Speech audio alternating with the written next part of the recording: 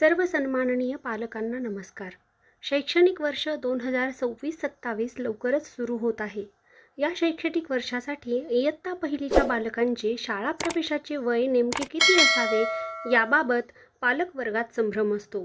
तर नवीन राष्ट्रीय शैक्षणिक धोरण 2020 नुसार शैक्षणिक वर्ष 2026-27 साठी बालकाचे इयत्ता पहिलीसाठी प्रवेशाचे वय किमान 6 वर्ष पूर्ण असणे आवश्यक असणार आहे। स्क्रीनवर दिसत असलेल्या महाराष्ट्र शासन प्राथमिक शिक्षक संचालनालयाने निर्गमित केलेल्या या पत्रामध्ये असे दिसून येत आहे।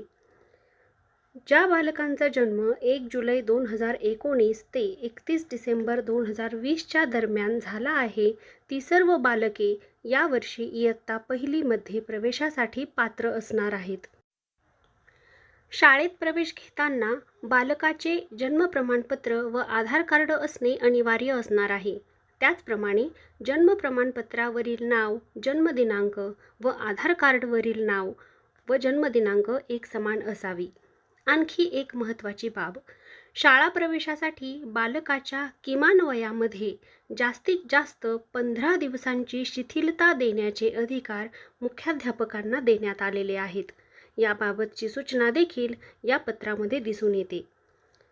याचा अर्थ असा, 1 जुलै 2019 ते 15 जानेवारी 2021 या दरम्यान जर आपल्या बालकाचा जन्म झाला असेल तर आपले बालक शैक्षणिक वर्ष 2026-27 मध्ये इयत्ता पहिलीच्या प्रवेशासाठी पात्र असणार आहे।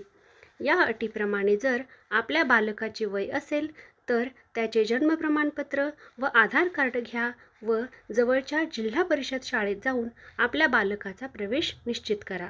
जर ही माहिती तुम्हाला आवडली असेल तर व्हिडिओला लाईक करा, तुमच्या मित्रांना हा व्हिडिओ शेअर करा व हे चॅनल अजून सबस्क्राईब केले नसेल तर चॅनल सबस्क्राईब करा। थँक्यू।